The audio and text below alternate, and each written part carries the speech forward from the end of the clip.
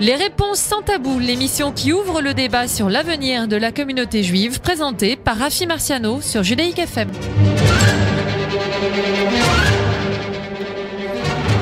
Bonjour à tous les auditeurs qui nous rejoignent pour cette nouvelle émission des réponses sans tabou. Alors on va parler aujourd'hui d'Elnet, European Leadership Network. Elnet France est une organisation qui favorise une meilleure connaissance en France de la réalité historique, culturelle, économique et politique d'Israël. Et comment ? En renforçant les relations, le dialogue avec les instances politiques de la société civile dans le cadre de valeurs démocratiques partagées et des intérêts stratégiques communs. La mission d'Elnet France est de faciliter le dialogue et la coopération entre les responsables européens et israéliens par la création de plateformes de discussions informelles, par l'organisation de rencontres bilatérales et par des programmes d'éducation. Aryeh Ben-Samoud, bonjour, vous êtes le directeur exécutif de Elnet. Merci d'avoir accepté notre invitation. Alors, je viens d'énoncer un peu la place et le rôle d'Elnet. Est-ce que cette définition vous paraît-elle conforme à ce que vous dirigez, à l'organisation que vous dirigez? D'abord, bonjour Rafi, merci de m'inviter au micro de Judaïque FM. Alors ça me paraît conforme puisque ce que vous avez dit, c'est la plateforme de l'organisation que je dirige, Elnet, comme vous l'avez dit, European Leadership Network. Et nous sommes une organisation que finalement peu de nos auditeurs connaissent, tout simplement parce que nous avons, ces 10 dernières années, puisque nous avons été créés il y a 10 ans, un peu plus de 10 ans maintenant, nous avons privilégié l'efficacité sur la notoriété. Ce qui est important pour nous, ce n'est pas qu'Elnet soit connu, c'est que Elnet soit efficace. Et c'est que nous puissions porter notre projet auprès de ceux qui sont, j'ai envie de dire, notre principale cible. Et quelle est cette cible? Ce sont les décideurs politiques principalement, qui connaissent peu ou pas Israël, et qui, ne connaissant pas Israël, finalement, peuvent avoir de la réalité du conflit du Moyen-Orient, de la légitimité d'Israël, de l'histoire du peuple juif, une approche erronée. Et c'est très important dans un monde qui est en pleine mutation, où on voit bien que à la fois Israël occupe une place très importante et dans les résolutions internationales, et dans les médias, et dans les décisions politiques. C'est très important que ceux qui sont amenés à prendre ces décisions sachent de quoi ils parlent. Et le constat que nous avons fait tout simplement, c'est que l'immense majorité, que ce soit des décideurs politiques, des journalistes, des chercheurs, des experts qui travaillent dans les systèmes, l'immense majorité de cette population-là tellement importante, eh bien finalement, ne connaît pas Israël. Depuis quelques années, en France, on s'est beaucoup attaché à essayer de changer l'image d'Israël dans les médias. Mais c'est un peu comme vouloir vider l'océan avec une cuillère à café. Il faut d'abord expliquer, éduquer, faire en sorte que ceux qui font passer les messages, que les influenceurs connaissent cette réalité-là. Vouloir éduquer toute une population de plusieurs millions d'individus, quand l'élite de la société, quand les décideurs politiques, quand les médiateurs de cette société ne connaissent pas eux-mêmes le sujet, c'est presque peine perdue. Alors le travail que nous avons fait, et je dois dire avec un certain succès, c'est de reprendre les choses à la base. Comment faire pour changer, voilà, comment faire pour changer l'image d'Israël. Mieux, l'idée c'est que Elnet organise des rencontres, disons des décideurs politiques de quelque nature que ce soit d'un pays, et qui vont visiter Israël pour vous leur montrer une autre réalité du Proche-Orient, de la politique israélienne. Oui, il faut montrer. Vous êtes une organisation de lobbying à l'instar des Américains. Je pense pas qu'on puisse le dire de cette manière-là, parce que la notion de lobbying, d'abord, le mot lobby est un mot anglais, qui lorsqu'il est utilisé en anglais veut dire simplement faire de la médiation, faire de la communication pour gagner de l'influence. Mais le mot lobby tel qu'il est perçu dans le vocabulaire français ou européen, c'est groupe de pression pour essayer d'influer d'une manière négative. Or, ce que nous voulons faire, ce que nous, entre guillemets, nous voulons vendre, ce n'est pas quelque chose qui est contraire aux intérêts de la France ou de l'Europe. Ce que nous voulons véhiculer comme message, c'est un message d'abord qui intéresse les Français et les Européens. Et c'est là que nous faisons une inversion de paradigme. Jusqu'à présent, en France et en Europe, vous aviez des organisations, juives pour la plupart d'entre elles, ou pour ne pas dire pour toutes les organisations qui ont vocation à promouvoir Israël, à faire en sorte que eh bien nos compatriotes aiment Israël. Parce que nous sommes juifs et que nous aimons Israël. Mais nous prenons le problème d'une manière totalement différente. Moi, je suis juif, ça n'a échappé à personne. Mais l'organisation que je dirige n'est pas une organisation juive, au sens où traditionnellement on l'entend. Nous ne sommes pas membres ni du Fonds social, ni du Consistoire, ni du CRIF. Nous ne sommes pas une organisation dans laquelle il faut absolument être juif pour pouvoir prendre des responsabilités, pour pouvoir être un professionnel ou être un militant. Il suffit d'être un Français ou un Européen. Et c'est sur la base de cet engagement citoyen, républicain, politique, que nous menons ce combat. Tout simplement parce que notre analyse est très simple. Entre l'Europe et Israël, entre la France et Israël, il y a une convergence de destin et de valeurs. Ce qui fonde notre démarche et le message que nous portons, c'est de dire, nous les Français, nous les Européens, nous avons besoin d'Israël. Parce qu'Israël incarne finalement ce qu'il y a de plus précieux dans le rêve européen et dans l'idéal républicain. Lorsqu'on en tient ce discours, alors forcément on est entendu d'une manière totalement différente. Si je dis à un responsable politique, si je dis à un journaliste, vous savez, nous le peuple juif, nous avons été persécutés tout au long de notre histoire et nous sommes attachés à cette terre parce que c'est le refus. Oui, il va écouter, il comprend ce que je dis parce que il est porteur, pour peu qu'il soit un minimum informé de cette histoire, de cette mémoire. Mais en fait, tel que je présente les choses, la relation avec Israël, ça reste le problème des Juifs. Les Juifs aiment Israël, très bien. Non, mais alors, it's not a big deal. Mais quand je dis, Rafi, à un responsable politique que Israël, c'est pas simplement le problème des Juifs, mais que c'est l'intérêt de la France et de l'Europe, parce que nous défendons des valeurs communes, parce que entre les Français et les Israéliens, il y a un intérêt stratégique commun, parce que nous avons des intérêts économiques, technologiques, dans le domaine de l'innovation, et que nous avons à affronter les mêmes périls et les mêmes menaces. Alors du coup, je parle à une partie du cerveau qui n'a pas été irriguée de ce point de vue-là jusqu'à présent. Et les hommes politiques comprennent que aller à la rencontre d'Israël, c'est d'une certaine manière se retrouver soi-même. Alors, en quoi, pour que nos auditeurs comprennent bien, en quoi, Aryeh Ben-Samoun, l'action de votre institution favorise-t-elle une meilleure compréhension pour un élu? Est-ce qu'il n'y a pas aussi un aspect un peu de naïveté que de croire qu'on peut changer les mentalités de certains élus simplement par un voyage d'études en Israël? Rafi, vous êtes un éducateur. Vous avez consacré votre vie à faire passer des messages au travers de l'éducation, de la littérature, de la culture, de l'art. C'est votre métier. Et dans votre métier, vous vous êtes rendu compte d'une chose, c'est que sans éducation, il n'y a aucune possibilité finalement de comprendre le monde. Ce dont les gens ont besoin, c'est d'être informés, c'est d'être éduqués, c'est d'avoir la possibilité d'avoir une expérience personnelle qui leur permet de comprendre une situation. Vous savez, j'ai amené en Israël des dizaines et des dizaines de délégations de responsables politiques. Ça totalise plusieurs centaines d'élus et de décideurs au sens large. Des universitaires, des élus, des diplomates. Des experts dans les think tanks, des diplomates, des parlementaires.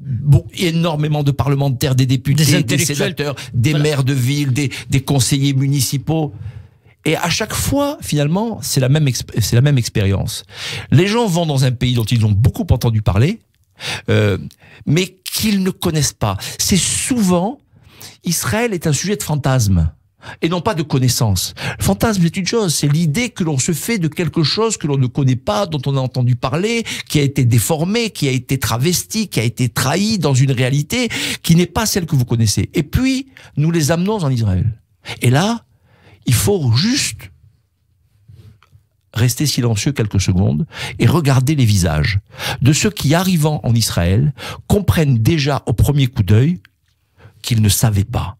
Ils sont déjà tellement étonnés d'être dans cet endroit qui ressemble finalement tellement à ce qu'ils connaissent déjà, dans lequel ils se sentent immédiatement à l'aise, comme s'ils étaient chez eux, parce qu'ils comprennent que ce pays, c'est une excroissance finalement de la culture occidentale, de l'Europe, de nos traditions, parce qu'on retrouve en Israël tous les codes qui sont ceux de la société. Et vous ressentez ça? Mais c'est évident au premier coup d'œil. C'est évident au premier coup d'œil. On sent l'émotion, elle est palpable. Et puis, déjà, vous découvrez quelque chose. C'est un choc, cette nouvelle découverte d'une réalité qu'ils pensaient comprendre. C'est un choc. Dans la plupart des fois, c'est un choc. Des gens qui arrivent en pensant qu'ils vont trouver un pays en guerre, en pensant qu'ils vont trouver... C'est-à-dire que c'est des personnalités qui vivaient sur des stéréotypes, des clichés, oui, bien sûr. Et puis d'un coup, ils voient une autre réalité. Bien sûr, mais bien sûr, mais prenons le problème pour n'importe quelle autre situation que nous ne connaissons pas. Il y a tout un tas de pays dans le monde dont je n'ai jamais entendu parler, ou si peu, ou dont on entend parler que à la faveur ou à la défaveur d'un conflit, d'une crise grave. Donc qu'est-ce qu'on en sait? Qu'est-ce qu'on en voit dans les médias? On en voit uniquement la partie déformée, la partie parfois même caricaturale, pour ne pas dire détestable. La plupart des gens qui ne connaissent pas Israël, comment ont-ils fait leur apprentissage? Mais quand vous les entendez, Arieh Ben Samoun, ces diplomates, ces parlementaires, ces journalistes, avant d'aller avec vous à Elnet, quand vous les entendez, on a l'impression qu'ils savent tout dans tout.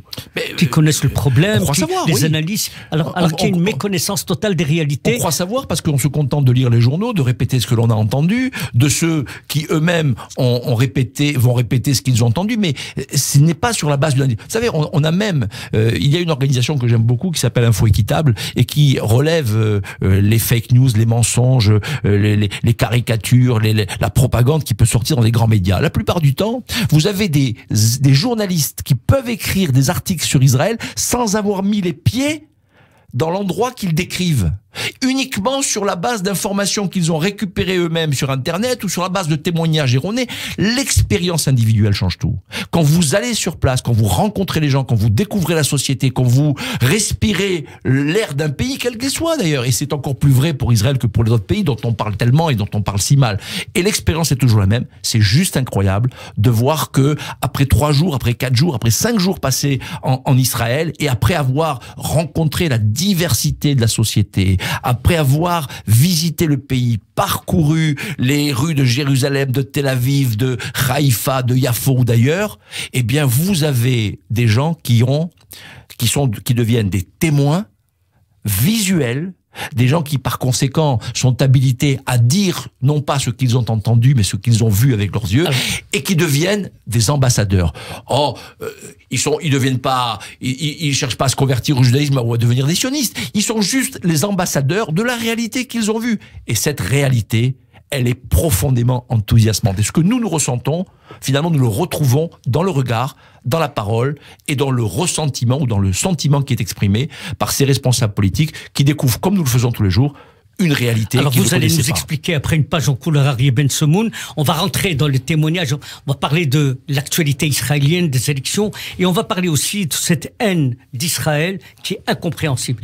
On se retrouve après une page en couleur. Merci à tous les auditeurs qui nous rejoignent pour cette seconde partie de l'émission des réponses sans tabou. Nous sommes toujours en compagnie du directeur exécutif Arieh Ben Samoun de la fondation Elnet. Alors nous étions en train de parler d'une organisation qui organise des séjours en Israël pour des parlementaires, des journalistes, des intellectuels, des universitaires, pour leur faire découvrir la nouvelle réalité qu'ils pensaient connaître. Et vous avez dit au début de l'émission, Arieh Ben Samoun, nous avons choisi pour notre part l'efficacité, travail dans l'ombre, de terrain, que la lumière, c'est pas notre souci d'être populaire. C'est une réalité ou c'est simplement un fantasme d'une organisation? Non, c'est une réalité. Je crois qu'à un moment donné, on se fixe un certain nombre d'objectifs et on considère que les objectifs que nous sommes fixés sont plus importants que l'image de l'organisation qui doit mener à bien ses projets. Trop souvent, malheureusement, on a souvent dénoncé le côté un peu égotique, un peu égocentrique, un peu narcissique de ceux qui font de la politique en général ou qui dirigent des organisations et qui finissent par oublier finalement qu'une organisation c'est un outil. C'est un moyen d'atteindre un objectif. Ce qui me paraît, alors moi vous savez, Rafi, j'ai une très longue carrière de responsable communautaire. Je voudrais rappeler quand même une parenthèse. Arieh Ben Samoun était le président pendant de très longues années de la communauté juive de Toulouse. Vous avez fondé l'espace culturel et universitaire de Toulouse. Vous avez eu des actions et dont une, vous avez suivi d'une manière pénible l'attentat de Toulouse. Et vous avez été, d'abord, il faut rappeler que vous êtes médecin, que vous avez été président des étudiants juifs de France, et donc Donc j'ai une grande expérience de ce qu'est la vie communautaire en général, et tout au long de ces années, je me suis battu contre ceux qui finalement mettaient en avant ce qui ne me paraissait pas essentiel, finalement, et qui ne valorisaient pas suffisamment l'objectif qui est celui de toutes les organisations.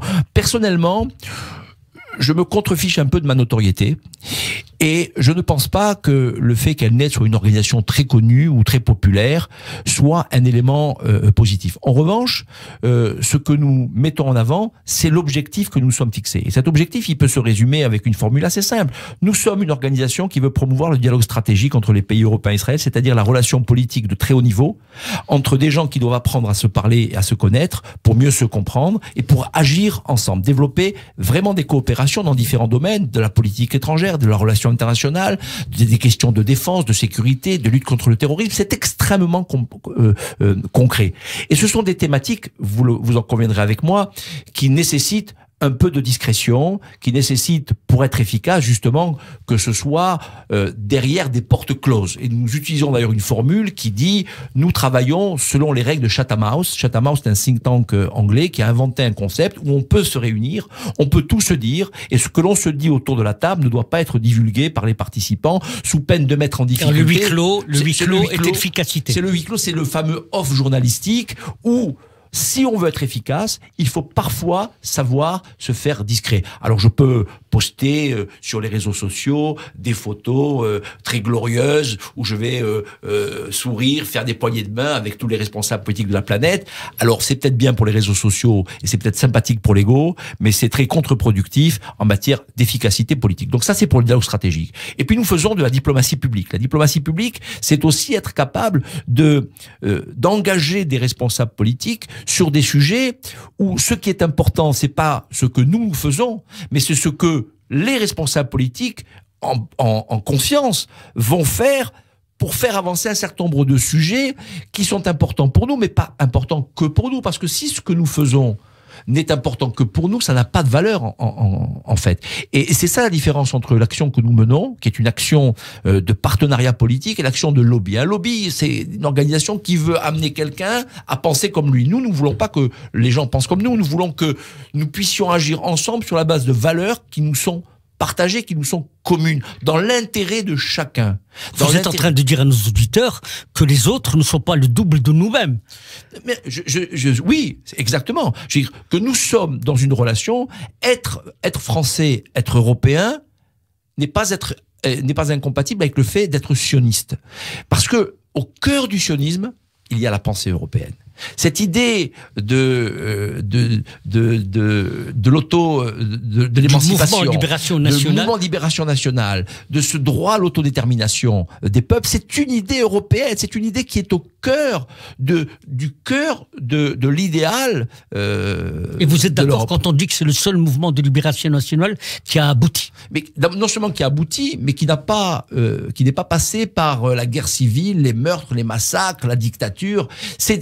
Et tout simplement, il a abouti parce que c'est un mouvement d'émancipation nationale qui est porté et qui est fondé sur des valeurs, encore une fois, qui sont celles de l'Europe, qui sont celles de la République, qui sont celles que la France a en partage. Donc, ce discours, quand nous le tenons aux responsables politiques, ils nous écoutent, ils nous entendent parce qu'ils comprennent bien que ce que nous sommes en train de faire, ce n'est pas de mener un combat partisan pour les Juifs ou pour Israël. C'est de montrer que nous sommes indissociables, nous sommes complémentaires, que nous sommes différents, que nous sommes dans cette altérité que nous portons dans notre conscience, dans notre éthique, et que, au travers de cette altérité, nous pouvons réaliser une union salutaire pour les sociétés et pour la civilisation à laquelle nous appartenons. Vous êtes en train d'expliquer respectueusement à vos interlocuteurs qu'il y a une autre manière de voir tel et tel problème politique, telle et telle problématique.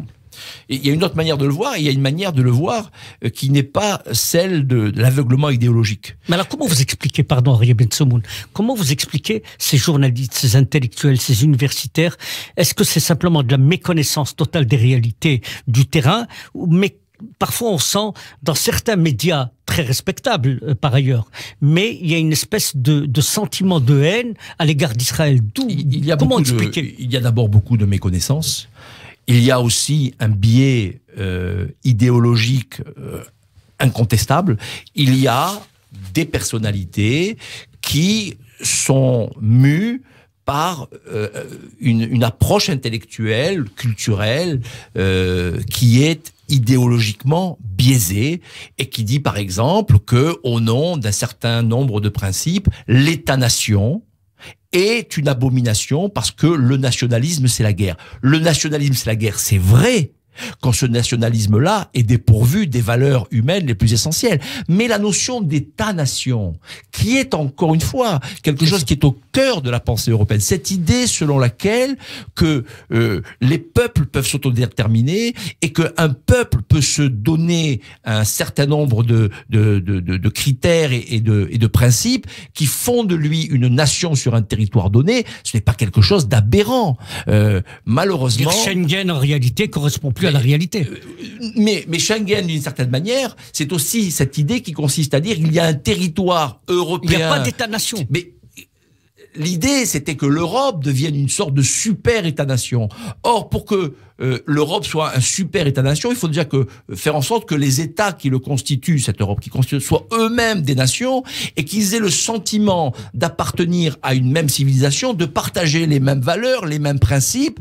Et c'est ce partage de valeurs-là qui crée la cohésion sociale, qui garantit la paix civile, et non pas cette fantaisie du vivre ensemble qui consisterait finalement à dire que face à la difficulté, on a baissé les bras et qu'on est prêt à tout accepter pourvu que l'un et l'autre puissent s'accommoder. Mais on s'accommode pas. Il n'y a pas d'accommodement. Il n'y a pas de compromis à faire. Il y a des valeurs à partager. Il y a des responsabilités à assumer. Si on veut que la société soit libre et qu'elle soit égalitaire et qu'elle soit fraternelle, alors il faut porter ensemble les mêmes valeurs. Et vous pensez qu'il y a une défaillance du côté des dirigeants européens dans ce domaine-là? Mais c'est pas moi qui dis qu'il y a une défaillance. La défaillance, elle est criante. Elle s'exprime tous les jours. Elle s'exprime dans les tensions qui existent entre les pays européens eux-mêmes, à l'intérieur de chaque pays.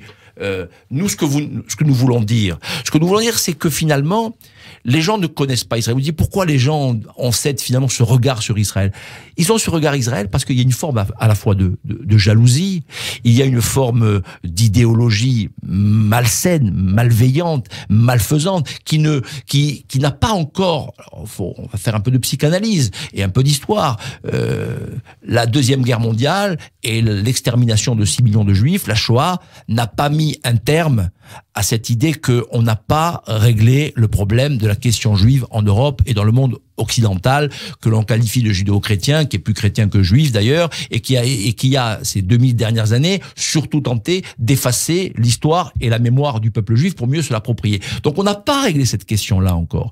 Et on a pensé, assez naïvement d'ailleurs, que le plus jamais ça, après la découverte des charniers de la Shoah, allait mettre un terme finalement à la haine des juifs, aux caricatures, au ressentiment, à la discrimination. Il n'en est rien, parce que c'est enfoui dans la conscience la plus refoulée des peuples et des nations. Donc aujourd'hui, on est encore face à ça. Les gens ne comprennent pas Israël parce qu'ils ne connaissent pas Israël, parce que ils ont quand même encore un problème avec les Juifs, et puis ils souffrent de cette culpabilité. Alors, vous savez, Rafi, la culpabilité, c'est dur à porter. Oui. Et quand on se sent coupable, on voudrait que celui vis-à-vis duquel on est coupable disparaisse. Ou en tout cas, on voudrait lui faire porter des fautes tellement lourdes qu'on pourrait, d'une certaine manière, atténuer sa propre culpabilité en disant, mais regardez, finalement, ces Juifs-là ne sont pas mieux que nous, puisqu'ils font, avec notamment les Palestiniens, pire que ce que Hitler, et que nous-mêmes d'ailleurs, en complicité avec Hitler, leur avons fait.